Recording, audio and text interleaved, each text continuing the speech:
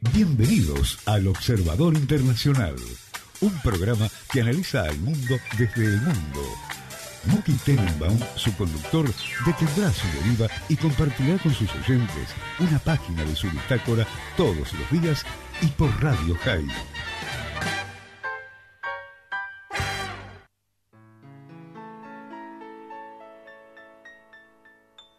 Ne me quittez pas, il faut oublier, tout peut s'oublier, qui s'enfuit déjà. Buenos días, oyentes, buenos días, Muki, ¿cómo estás? Buenos días, Tati, buenos días, Luis. ¿Cómo le va? Buenos días, oyentes, acá desde Bangkok, una vez más. ¿Cómo son? ¿Cómo se autodenominan los bangkokianos? Mira, si se autodenominan no sé porque yo no entiendo Thai. Pero el idioma, para que tengas una idea, suena algo así como... Así que no se entiende nada. Ah, claro, sí. Ese es así me suena a mí, pobrecitos. Yo me imagino como yo le suena a ellos el castellano, Claro. o el inglés, pero... Deben tener todos las voces muy agudas, ¿no? Si hablan así. Muy agudas, hablan alto, agudo y con tonos. Entonces no se entiende, y es como si... casi como si se gritasen entre ellos todo el tiempo, es la sensación que uno tiene. Sí. ¿Sí? Hoy lo que quería hacer es traer un cambio idiomático al castellano. En castellano tenemos dos expresiones, uno se llama ruleta rusa y el otro se llama montaña rusa.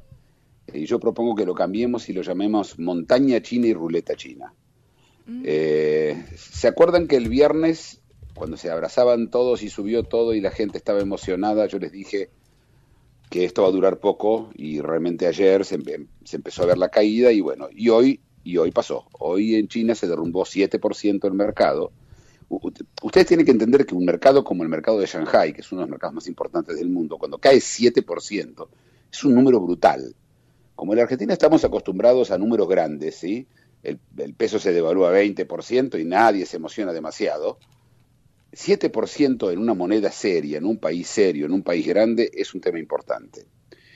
Y la respuesta china no tardó en llegar y hoy lo metieron en cana al presidente del INDEC chino. Porque las estadísticas están mal y entonces él va en cana. Esta es típica respuesta china, típica respuesta autoritaria, ¿sí? En una situación económica. Hay en este momento se sabe que hay una pelea entre Muki, conservadores y liberales. Te hago una pregunta. En Sí. el caso de ¿es alguien que operó mal o es matar al mensajero? Matar al mensajero, por supuesto. Pero se hizo en la Argentina también. Cuando no les gustó que había inflación, agarraron el INDEC, lo hicieron pelota y decidieron ellos cuál es la inflación. Después dijeron que la inflación es una imaginación. Los chinos dicen lo mismo, que es una imaginación, que es un estado de ánimo, que no tienen razón y que cómo puede ser, porque el problema es que como la economía es dirigista, la dirige alguien y no es una economía libre. En una economía libre nadie le echa la culpa a nadie, porque las cosas son lo que son, ¿sí? Vos no te echás la culpa si llueve o deja de llover. No hay a quien echarle la culpa, y bueno, algunos le echan la culpa a Dios, pero nadie le echa la culpa a alguien. Cuando vos sos dirigista y vos haces algo y la economía le va mal, la culpa la tenés vos. Entonces, inmediatamente hay que encontrar un chivo expiatorio, ¿no? ¿Ustedes saben de dónde viene el concepto de chivo expiatorio? Yo sí, pero exponelo, por favor. No, contámelo vos, Luis, si vos lo sabés, dale. No, exponelo, tenemos. Bueno, básicamente el concepto es que, y es un concepto que existe en muchas religiones, también en el judaísmo, es tomar un chivo, en este caso, y decir de que pasarle a él todas las culpas, y si uno mata al chivo, se termina el problema. Entonces, de ahí viene el chivo expiatorio. Y esto se hace, en el judaísmo se hace, por ejemplo, en el Día del Perdón, que la gente va al mar, agarra una gallina y la revolea por encima de la cabeza para que se lleve todos los pecados de uno, ¿sí? Y después la matan. Este es un concepto que existe. Un ejemplo también se hace a veces en la India con árboles. A todo eso lo de los árboles es muy interesante porque en la religión hindú una persona si se casó y quedó viudo 2 veces no puede casarse una tercera vez. Entonces lo que hacen es, no puede casarse con una persona la tercera vez, entonces lo casan con un árbol. Y después tiran abajo el árbol y la próxima vez que se casa ya es la cuarta vez. Y con la cuarta está permitida y la tercera no. Es decir, lo toman a Dios por idiota. Es decir, se le hace un truco a Dios. ¿Cómo? Se le hace una trampita. Una trampita. A mí lo que me causa gracia es, vos le estás rezando a un Dios que teóricamente es todopoderoso y que creó el universo y todo, y lo engañás con una trampa berreta que realmente no se pregunta cuál es la naturaleza de esa creencia, ¿no? Pero es de aclarar, Muki, que la idea de chivo emisario expiatorio no es solamente un concepto de carácter religioso. En la teoría de grupos, en la dinámica grupal, es un rol necesario en todo grupo, ¿no? Así como es necesario un dominante, así como es necesario distintos roles, el emisario, el chivo, el chivateado, ¿no? El emergente, en algunos lo llaman, es totalmente necesario en un grupo. Alguien tiene que tener la culpa en un grupo, alguien tiene que enunciar las macanas, alguien tiene que ser el hijo rebelde en la familia, ¿no? Es un rol necesario en los grupos. Bueno, pero como miembro de una etnia que fue chivo expiatorio profesional, que somos los judíos, conocemos el tema muy bien. Obvio, pero ¿en qué grupo del colegio no hay judíos? ¿En qué grupo del colegio no hay galleguitos? ¿En qué grupo del colegio no hay el más petizo, el cabezón? Siempre hay alguna razón por la cual ser chivateado, justamente, ¿no? Claro, porque no se aguanta la culpa. La Exacto, culpa propia. Entonces, y generalmente el ligeramente distinto, o el que tiene alguna característica, o el que tiene un estigma histórico, por ejemplo el gallego tiene el estigma histórico de ser el más bruto, si hay algo que se rompe, todos miran al gallego, ¿entendés? Más o menos. Sí, a ver, yo me crié en la Argentina en un colegio judío, no teníamos gallegos, pero había chicos. Pero tenían polacos. No, entre nosotros, no, en general era algo físico, el petizo, el narigón, el gordo, cada uno tenía la suya. Pero el concepto ese del chivo expiatorio llevado a los niveles en donde estamos hablando de la economía mundial, preocupa. Si China cree que con eso soluciona un problema, no lo soluciona. Lo que probablemente es que presagia algo, es decir, el otro tuvo la culpa y ahora van a hacer ¿qué? Bueno, cambiarán entonces las estadísticas en China y las harán más falsas de lo que ellas son. China nunca las estadísticas fueron reales. ¿Cómo? O sea, el INDEC argentino era a lo chino, entonces. El INDEC argentino, claro, era lo chino, otra vez, a lo dirigista, a los sistemas autoritarios en donde la economía, alguien dice qué es lo que hay que hacer. Y la economía es exactamente lo que no hay que hacer. ¿Sí? Meter los dedos en el enchufe, decíamos cuando éramos chicos. ¿Sí? No se meten los dedos. Hay un dicho americano que a mí me gusta mucho y lo repito a veces, y es, si anda bien, no lo arregles. ¿Sí? Exacto. Y este es el problema. Lo que pasa es que hay que aguantarse las cosas malas cuando vienen, hay que aguantársela. Y es difícil, porque además no es un tipo en China que no es Stalin, ¿sí? No hay un tipo que maneja todo. Yo conozco un filósofo que dice a veces existe joderse.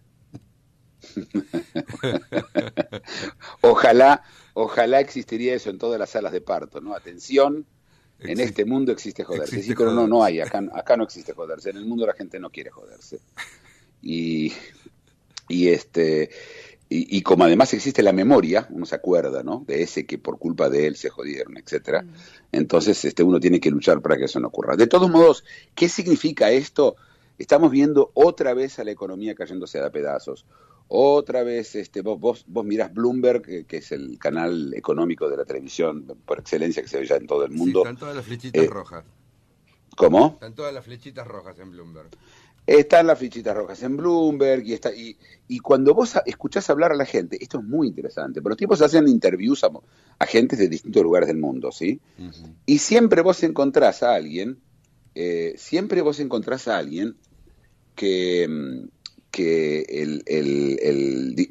agarran un tipo del banco JP Morgan Y a JP Morgan le conviene que compren bonos. Esto explica por qué es bueno comprar bonos. Entonces, no hay, está todo sesgado, está todo tomado desde un punto de vista subjetivo. Y es muy difícil diferenciar entre lo que la persona te cuenta porque cree que es bueno y la que cree, o por, del tipo que el 90% porque le conviene.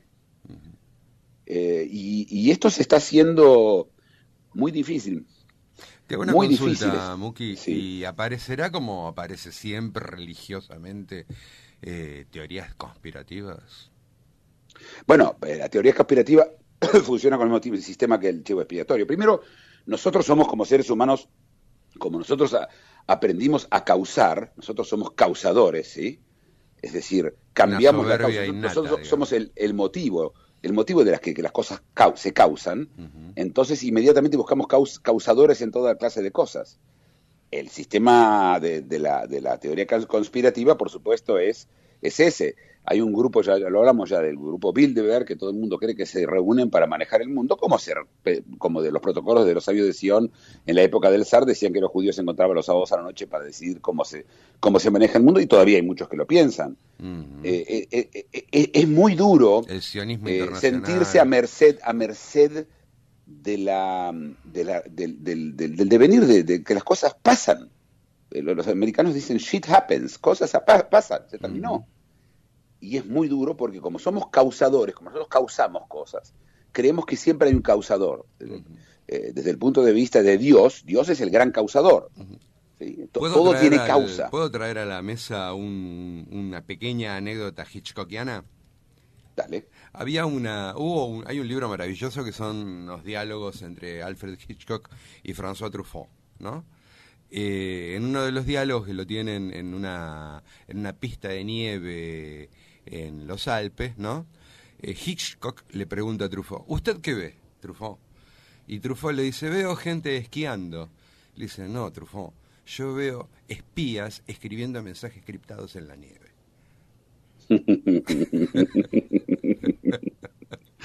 Muy bueno. ¿Entendés? Muy bueno. Es fantástico. Y eso es realmente de lo que queremos los humanos, ¿no? Queremos la historia simple, no nos va, no nos sirve que sea solo gente esquiando. Queremos que sean espías rusos escribiendo, mandando mensajes criptados, ¿no? Pero yo los voy a defender a estos que piensan así, en que como ellos causan todo en la vida, como ellos tienen pensamientos que a veces no los ejecutan, decía, uy, ¿cómo lo mataría ese tipo? Por supuesto que no vas a matar a nadie, pero lo pensaste. Y entonces está el pensamiento mágico, entonces alguien más puede estar pensando eso, pero lo causa. Es decir, hay una sensación de causalidad intencional detrás de cada cosa que nosotros vemos. Pero, y esto es muy lindo para filosofía, lo que pasa es que desde el punto de vista de China y de lo que está pasando a nivel mundial, es muy, muy, muy preocupante. Yo la verdad que no recuerdo haber estado frente a una situación económica en donde tantas variables están siendo manipuladas. Y no me refiero, otra vez, esto no es que es una convergencia, ¿sí? No es lo mismo que dos personas converjan en un lugar a que lo hayan planificado, ¿sí? Entonces tenemos por un lado los bancos centrales creando artificialmente dinero de donde no existe, utilizando tasas de intereses negativas, tenés países manejando los INDEC porque son necesarios, tenés compañías fabricando remedios para enfermedades que están haciendo problemas serios y tampoco no estás muy seguro de que si ellos no lo están haciendo porque les conviene y quieren crear otra enfermedad. Y así, y entonces, claro, es difícil no creer que hay una mano escondida atrás, ¿no? Pero no la hay, y por eso es preocupante. Ojalá la hubiera, porque si la hubiera, esa misma la podría interrumpir. Esa es lo que está detrás de la creencia de un Dios. Claro, yo creo que es parte también... Dios es el, viste, el freno en el tren, viste, cuando vos podés parar el tren y cuando el tren está desbocado, parás el tren y se terminó. Ese es el Dios, pero si no hay Dios, yo lo he escuchado de gente, pero si no hay Dios, hay caos. Y la respuesta es sí, hay caos, y ahora hay que aprender a vivir con el caos. Este es el caos. Bueno, y me parece que estamos frente a un caos, pero mira, para levantar un poquito el ánimo, vamos a escuchar una canción rusa, que salió segunda en la Eurovisión hace unos años, de unas viejitas que yo después les voy a contar la historia detrás de esta canción. Maravilloso. Escuchémosla. Muki Tenenbaum es el observador internacional. De lunes a viernes, recorre con sus análisis y reseñas los aconteceres y devenires del mundo, en exclusiva para Radio High. El Observador Internacional, de lunes a viernes, por Radio High. Un espacio en el cual Muki Tenenbaum, desde algún lugar en el planeta, analiza las realidades y desafíos del mundo contemporáneo.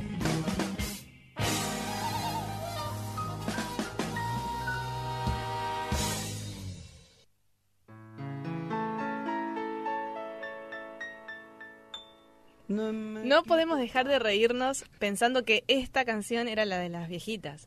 No lo podíamos creer. No es de las viejitas, me equivoqué, yo la puse en el orden incorrecto. La de las viejitas es la próxima. No lo podíamos creer. Con Luis dijimos, qué power que tienen estas mujeres.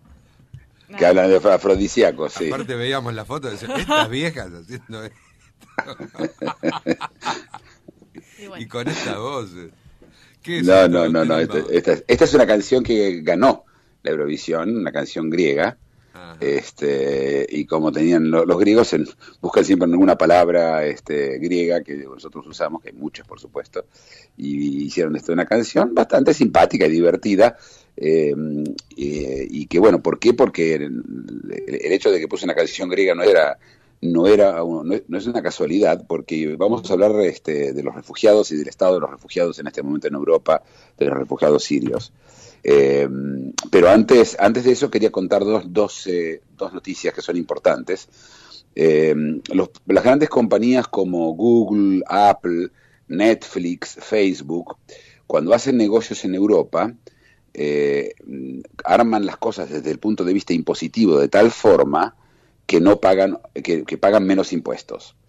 Esto siempre se hizo, y lo que hacen para hacer eso, llegan al acuerdo con alguno de los países europeos donde pagan un poco de impuestos, y utilizando el hecho de que si vos haces negocios en un país de la Unión Europea no pagás impuestos en otra, solamente pagás impuestos en una de esas, el país donde vos empezás tu negocio y no donde vos lo haces. Entonces, por ejemplo, Facebook hace negocios en España o hace negocios en Inglaterra. Si la compañía es de Luxemburgo o de Holanda, la primera compañía, la compañía donde ellos empiezan a hacer los negocios en Europa, pagan solamente en el primer país. Y con ese país llegan a un acuerdo, lo que se llama un acuerdo impositivo. La palabra es letter of comfort, una carta para sentirse confortables, y aprovechan esa ley.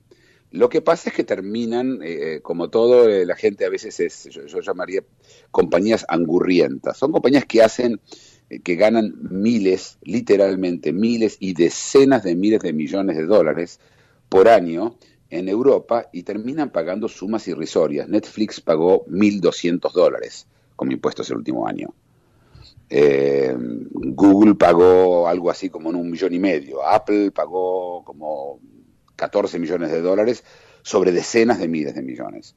Esto creó mucho enojo en Europa entre los mismos países, porque te imaginas que España o Inglaterra o Francia vienen a Holanda y dicen, che, ustedes hacen un acuerdo con ellos y al final no pagan un mando, ganan decenas de miles de millones en nuestro país y se lleva la guita sin pagar impuestos o pagando muy poquito. Esto, es decir, lo que gatilló este tema no fue el hecho de que esto ocurre, porque esto siempre ocurrió, porque grandes compañías lo hacen, sino el hecho que fueron, digamos, coloquialmente, chanchos, ¿sí? Que no les alcanzaban con pagar la el voracidad. 10% de lo que tienen que ganar. No, tengo que pagar, me voy a llevar hasta los ceniceros, ¿sí? $1.200 pagar Netflix es un chiste, es una broma, Sí, la voracidad no lo es paga tremenda. uno. ¿Cómo? Paga ¿Cómo? más un trabajador medio Totalmente, sí. francés. Absolutamente. Y un trabajador no medio también. Un trabajador bajo también en Alemania paga más que eso. Pero, y entonces lo que ocurrió fue que se empezó a hacer mucho lío. Recordemos de que todos los países andan desesperados buscando dinero. Y entonces lo que hacen es tratar de cambiar las leyes. Bueno, el jefe de Google viajó a Inglaterra para llegar a un acuerdo. llegó a un acuerdo de pagar 130 millones de libras, que son unos 200 millones de dólares, que sigue siendo mucho menos, y de hecho tiene problemas en Inglaterra. El acuerdo está revisado por el Parlamento y no sé si va a pasar. Así que al final se termina pagando mucho más, pero como estas compañías viven de trimestre en trimestre, porque cada trimestre ellos anuncian sus ganancias, y el CEO de la compañía gana un porcentaje del dinero neto que la compañía gana, es decir, del dinero menos los impuestos. Entonces, viste, él lo hace ahora y que después se arregle el próximo CEO, el próximo presidente de la compañía. Todo eso en la Argentina, la gente usa el CEO, ¿sí? Usa la palabra presidente, se usa CEO, y está mal, es CEO, porque la E se dice I en inglés. La verdad que debería, si uno quisiera, de CEO, que es Chairman, que viene del inglés. La palabra CEO no existe en la Argentina. Pero todo el mundo dice el CEO de tal y tal compañía, ¿no? Bueno, pero volviendo a eso, lo que quiero decir es que esta chanchada la van a terminar pagando caro, pero como la compañía no existe, básicamente hay un señor que es el que la maneja y después ese señor se va y se pasa a otra compañía, al final no le importa lo que pasa después. Y esto provoca enojo, irritación. Hay que entender esto, ¿no? No es... todas para mí no funciona muy bien. Y después entonces empiezan a hacer teatros, como Zuckerberg, que dijo que donaba el 99% de Facebook, solamente iba a donar el 99%. Lo que pasa es que se olvidó de decir cuándo, y después dijo que después que él se muera, ¿no? Y él tiene más o menos 14 años, claro, 20 años tiene. Y además hace teatro, ¿viste? Hoy salió diciendo que volvió de su... paternity leave, de su sí. ¿Cómo se llama cuando las mujeres se van porque sí, tienen un hijo? Licencia, ¿no? La licencia. Se fue por una licencia de paternidad. No me tomes el pelo, en serio. Tenés 30.000 millones de dólares. ¿De qué me estás hablando de licencia, de paternidad? Esos teatros que la gente hace, ¿no? Lo tenés ahora en el Oscar, por ejemplo. Ahora los negros están enojados porque no hay ningún negro en el Oscar y tiene que haber negros en el Oscar, candidatos. ¿Por qué? ¿Desde cuándo el mérito tiene color de piel? A mí qué me importa si el actor es negro, blanco, amarillo, tiene rayitas. Y cuando se le dieron a Halle Berry, ¿qué onda? Y cuando claro, pero este año no hay ningún candidato negro. La chica de Beauty han repartido Óscares de todos los colores. Pero una cosa es decir, tiene que haber un porcentaje de negros entre los jueces, tiene que haber un porcentaje de los negros entre los empleados públicos, pero el mérito no tiene que tener color. Vos no querés que tu médico esté ahí porque el 20% de los médicos tienen que ser negros. Vos querés que sea tu mejor médico, a vos no te importa, vos no sos racista por eso. ¿Sí? Vos lo que querés es salvarte de la enfermedad que vos tenés o que tu hijo tiene. Es como en la película Yankee, que siempre hay un negro. Siempre tiene que haber un negro. Claro. A ver, yo repito, yo no tengo problema en cosas que no implican mérito.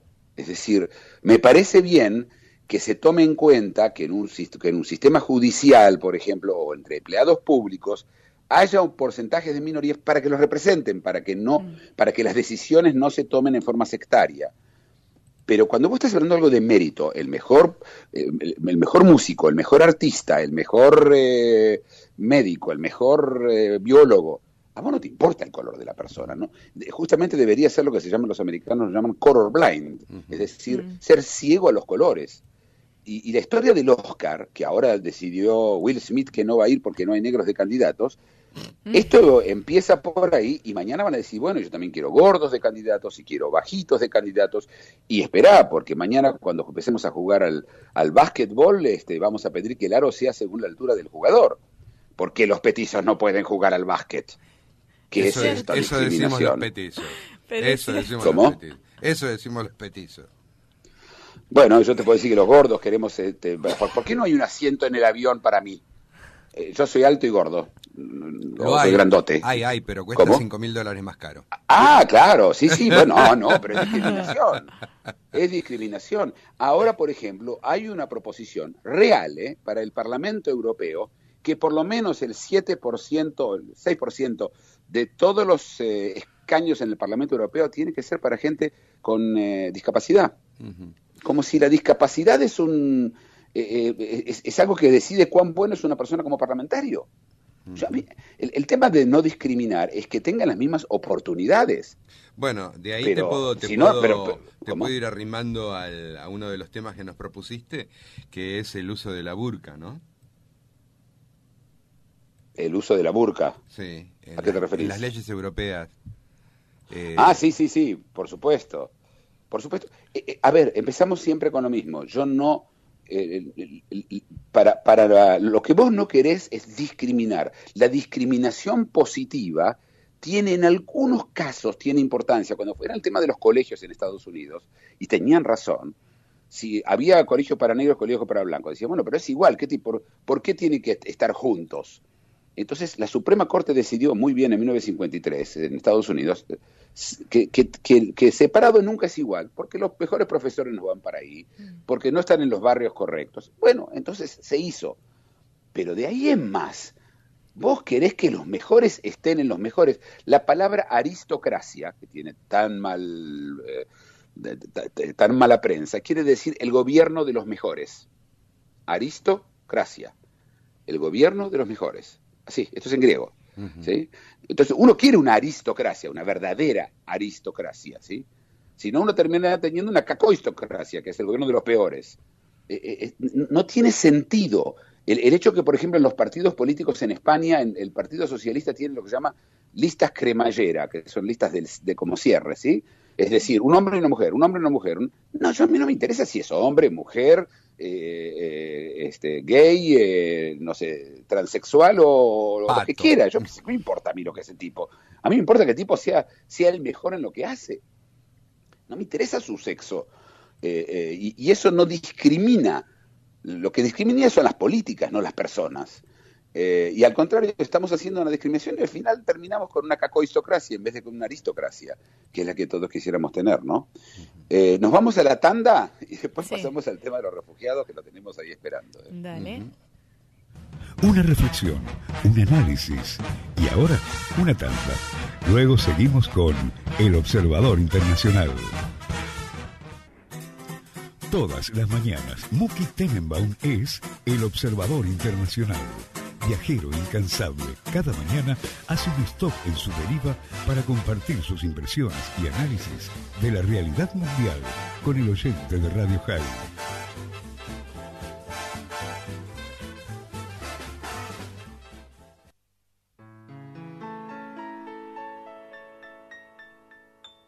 Ne me quitte pas, il faut oublier.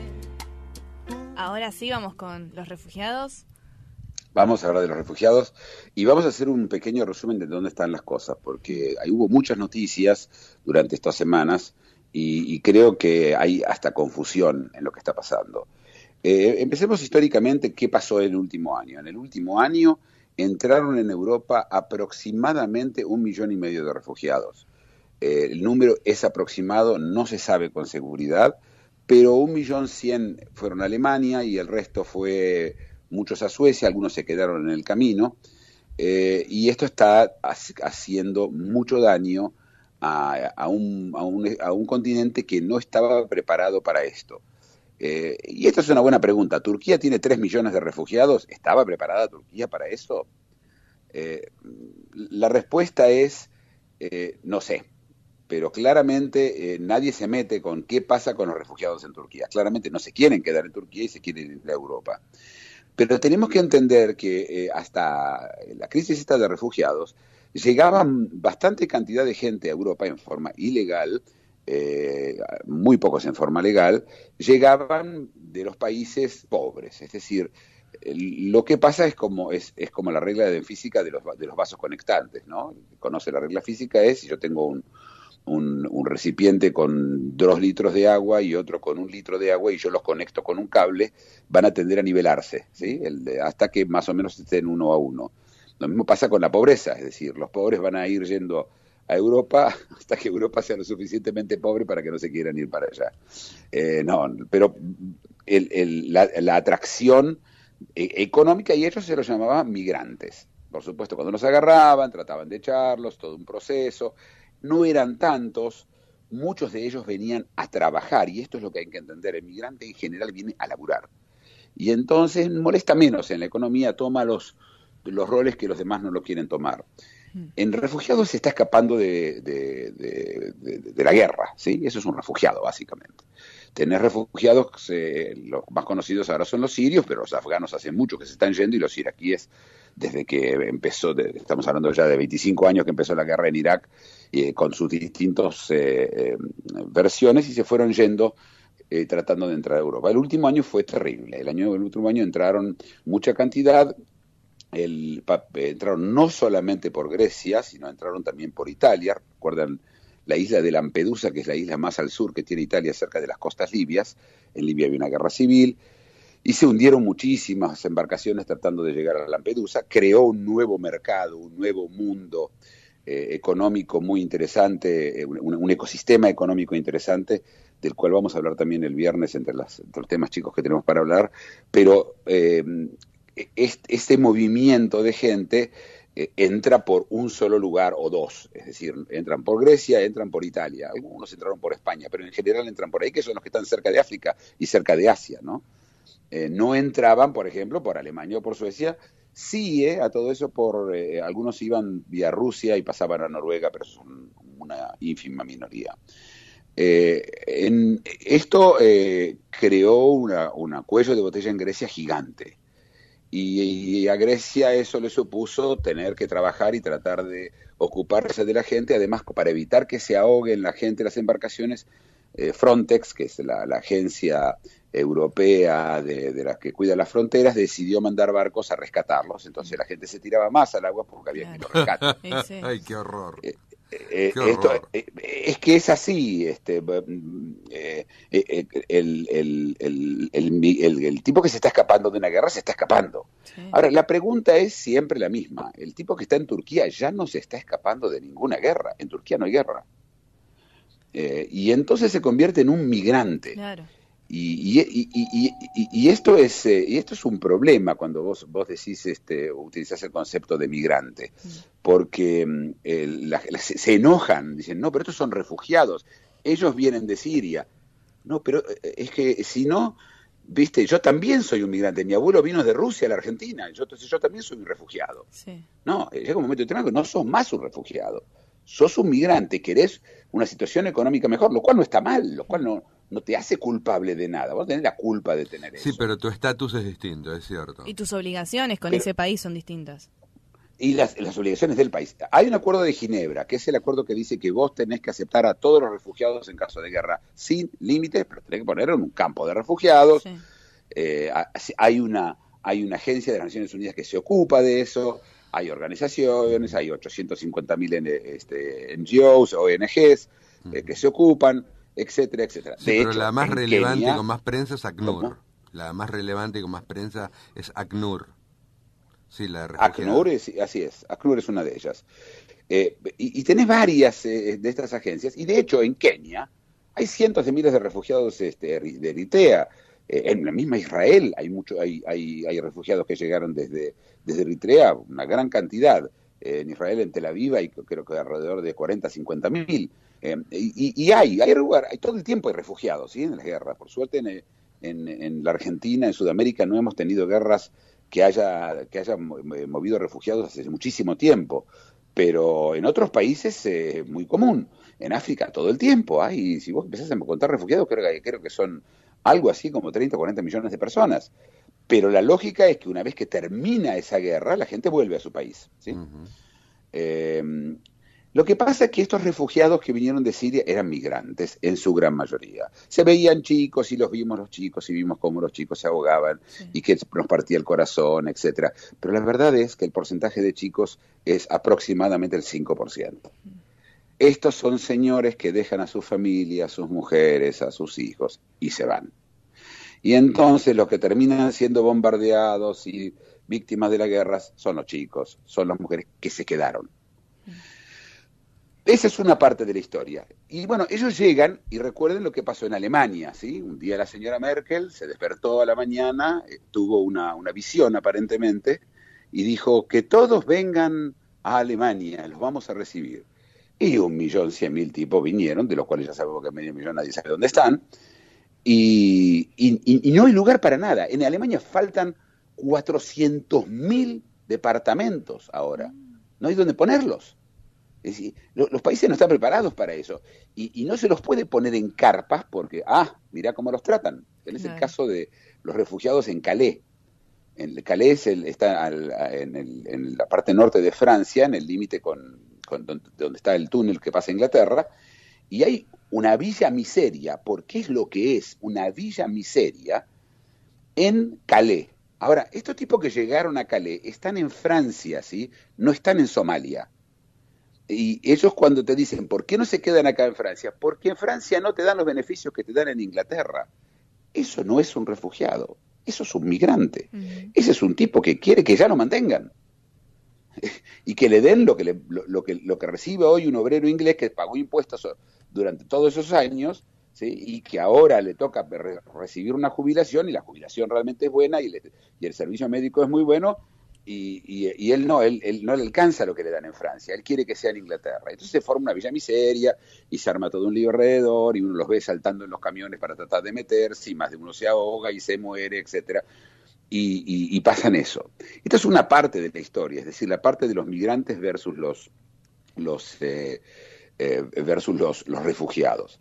Pero a eso hay que agregarle un problema grave cultural, grave.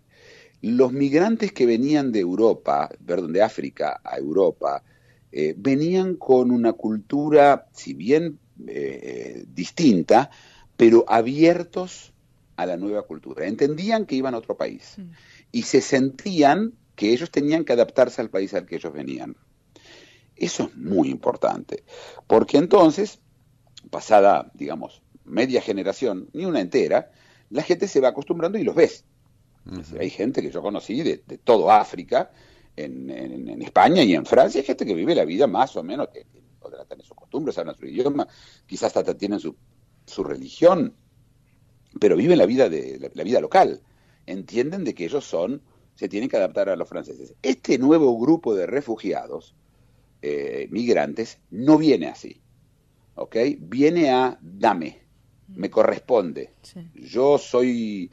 Y ese tono es el tono detrás de todos los incidentes que están ocurriendo en Europa y que llega a situaciones ilógicas. En Finlandia, por ejemplo, hay cursos para inmigrantes para explicarle que las mujeres no se compran. ¿Ustedes entienden? Sí. Y en la clase, cuando dice, yo quiero comprar una mujer, no, acá no se compran las mujeres, la gente se ríe. ¿Cómo no se compran? Ay, Dios. A ver, yo no estoy en contra de que una persona donde él haya estado se compraban las mujeres. Ok, entendimos. Sí. Es el lugar donde viven, se terminó. Pero es que no toman en serio el papel que ellos tienen ahora de adaptarse a donde están. Y como Europa no los deja puestos en carpas como Turquía, y entonces viven dentro de esas carpas como ellos viven y se compran mujeres o se venden, no sé, no sé qué más se vende o cómo viven, no importa porque están encerrados y siguiendo, es una pequeña Siria, ¿sí? Dentro de Turquía. Acá no, los europeos quieren que sean parte de todo, darles trabajo, pero esta gente no tiene ninguna intención de adaptarse. No vino para eso. De hecho, como son refugiados, teóricamente van a volver. Y es interesante, el otro día decían, ¿por qué los refugiados no van a Francia? ¿Por qué? Porque en Francia los obligan a sacarse la burka, está obligado a andar con burka, está prohibido andar con burka, está prohibido andar con la cara tapada, está prohibido maltratar a las mujeres, hay que registrarse y hay que llenar 850 papeles y te tienen, ¿sabés cómo te tienen? Te tienen a los altos, porque ellos ya tuvieron una gran cantidad de inmigrantes en Francia. Sí, ya lo supieron por Argelia. Claro, y en Alemania, como te diste cuenta, si desaparecen medio millón de tipos, no hay que anotarse en ningún lado, ya está, viva la pepa, me voy y se terminó. Sí, es interesante igual en Alemania, por ejemplo, recuerdo el salto fundamental de lo que es pasar de Berlín occidental a el este, ¿no? Y en la época que estaban divididos, claro. Claro, no, pero aún hoy todavía se nota la diferencia. Sí, todavía sí se nota, sí. La Karl Marx es Turquía en algunas partes, ¿no? No, pero está bien, pero los turcos que viven en Alemania son alemanes. Son se alemanes. comportan Eso es lo que como alemanes. Son alemanes, se comportan como conservan costumbres turcas, hay por supuesto, y comen su comida y festejan sus fiestas y pero yo que son sé, fundamentalmente alemanes. Me parece, pero eso es diversidad. Pero el turco no está tratando de cambiar a los alemanes. El sirio quiere que el otro se adapte a él. Mira, tenemos que irnos ahora sí a nuestra canción de las viejitas rusas. Dale. De lunes a viernes, Muki Tenenbaum es el observador internacional por Radio High. Viajero incansable. Cada mañana hace un stop en su deriva para compartir sus impresiones y análisis de la realidad mundial con el oyente de Radio High.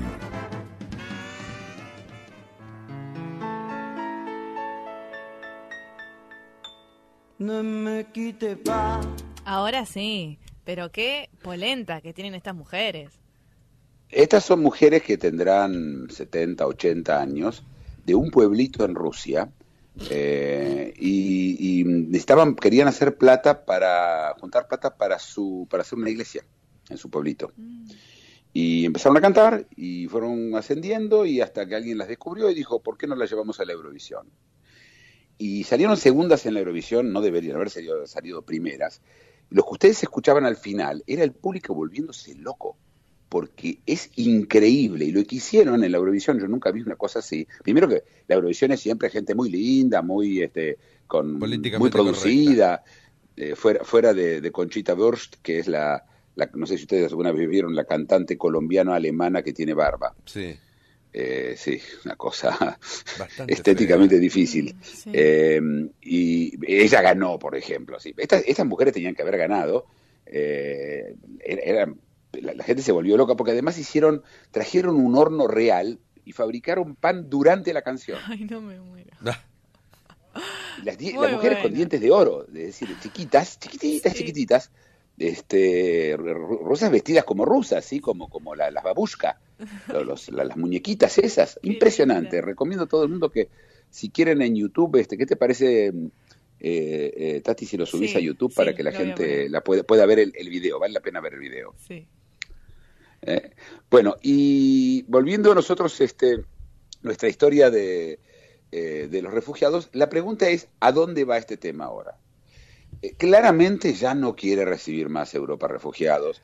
En Alemania, por ejemplo, el partido ultraderechista, y en Alemania no es un chiste que haya un partido ultraderechista, que se llama el AfD, que era un partido que no existía, va tercero en las encuestas después de esto. Recuerden lo que pasó en Colonia, recuerden lo que está pasando, y Merkel, que exige que igual sigamos y no sé cuánto, no tiene ya apoyo. Y empezó a crearse una idea bastante, yo diría, perversa de cómo solucionar el problema, y es sacar a Grecia del Schengen. Schengen, recuerdan, es el sistema de libre tránsito que hay dentro de Europa, ¿sí? Que donde todo el mundo puede ir sin pasaportes.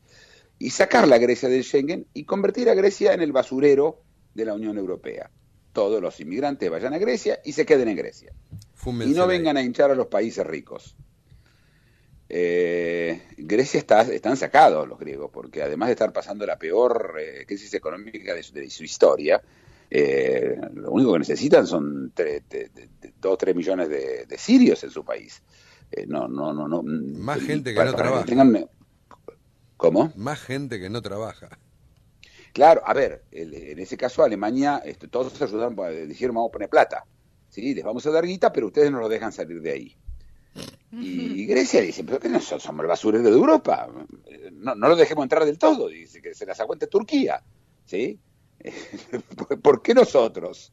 Este tema no es, y yo al principio pensé que era la idea. ¿De qué la juegan en este concierto? ¿Los rusos de qué la juegan? No, los rusos están afuera, los rusos no tienen Los rusos no aceptan inmigrantes y se terminó. Rusia no entra. Con Putin no se jode. Putin no Que tiene, manda el no tiene ningún ideal. Te recuerdo que el señor manda a matar gente, pues, Polonio, invade, quiere un pedazo de Ucrania, se lo lleva. No estará en el negocio ese. Podría invadir Ucrania y ponerlos en Ucrania él. Sí, lo mete ahí. Si lo llamás a Putin, él te lo hace, te arma el basurero él solo. Pero el tema es que, ¿te acuerdas que hablamos del tema? No son inmigrantes, son individuos. Claro. Es decir, hay una cosa de tratarlo como si fuera un genérico, ¿sí? Pelos, piojos, ¿sí? No una cosa individual. Eso me preocupa, pero realmente hay un problema cultural grave. ¿Y ahora qué van a hacer los griegos con eso?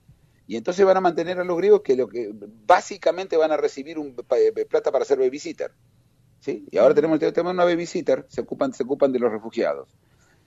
Para colmo son casi todos hombres que están en edad de ir a luchar. Pensémoslo, en Siria, en vez de quedarse a luchar, yo entiendo que la gente no quiere quedarse a luchar, no es que pero dejan a la familia, dejan a los chicos, dejan a las mujeres, dejan todo. Y traen y obviamente el foco está en los refugiados y no en, ya que son un concierto de naciones, resolver la crisis. Es que la crisis no se resuelve. El Medio Oriente ha demostrado que no se resuelven las crisis creyendo que uno hace una pequeña Alemania en Siria o un pequeño Estados Unidos en Afganistán, ¿sí? Traerse tu McDonald's las cosas se resuelven con la gente local, pero bueno, no importa, no se puede resolver. Pero mi pregunta es, ¿qué va a pasar con esta gente que si las vas a poner en un país determinado, esa gente va a empezar a ser mayoría? Es decir, en un país como Grecia, que no tiene tanta población. La verdad es que lo veo con un problema serio. La novela de Michel Houellebecq, ¿no? Es una novela, una novela en un futuro próximo, Contala. en la cual es una novela en el futuro próximo, Sumisión. Es una novela que en el futuro próximo la derecha francesa se alía con la izquierda francesa con tal de que no ganen los partidos pro-árabes, ¿no? En un futuro donde los árabes son mayoría. Es realmente un caldo para fachos, se podría decir, esta situación. Es que esto es lo que está pasando. Hay partidos en este momento, en varios países de estos, que empezaron, que tienen sus raíces en el antisemitismo y en el antigitanismo, ¿sí? En Europa Oriental. Los Roma. El partido Jobbik, el que quiere búsquelo online, vale la pena, el Jobbik, es un partido que está segundo en Hungría y en la coalición, y es un partido altamente antisemita y altamente anti gitanos. ¿Cómo? Los Roma. Roma, como los llaman, los Roma. Y por supuesto ahora aparecen estos, entonces hay otros tipos a los cuales odiar, ¿sí? Los Roma felices.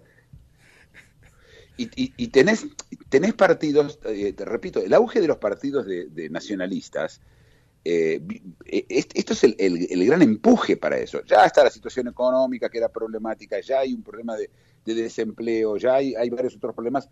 A esto le agregan esta historia y lo vamos a recordar dentro de unos años, la irresponsabilidad de Merkel, porque esta historia se la armó Merkel. Hasta que Merkel no dijo vengan, habían 200.000. En 6 meses pasaron a haber 1.200.000. De los medio cuales millón no sabemos dónde están. ¿Dónde están? Nadie sabe. Es decir, una desorganización en un país que es el país de la organización. El que estuvo en Alemania sabe lo que es. Todo organizado, todo perfecto. Y tenés entonces un partido de derecha impensable en Alemania, tercero. Tenés en Francia a Le Pen, que sacó el 43% de los votos, porque todos los demás se unieron en contra de ella, pero en las próximas elecciones, si esto sigue, se terminó. Tenés un problema muy, muy, muy, muy, muy serio que va a cambiar la geopolítica de los países europeos mismos, adentro. Y mirá, y tenés a Trump diciendo que no va a dejar entrar más musulmanes a Estados Unidos.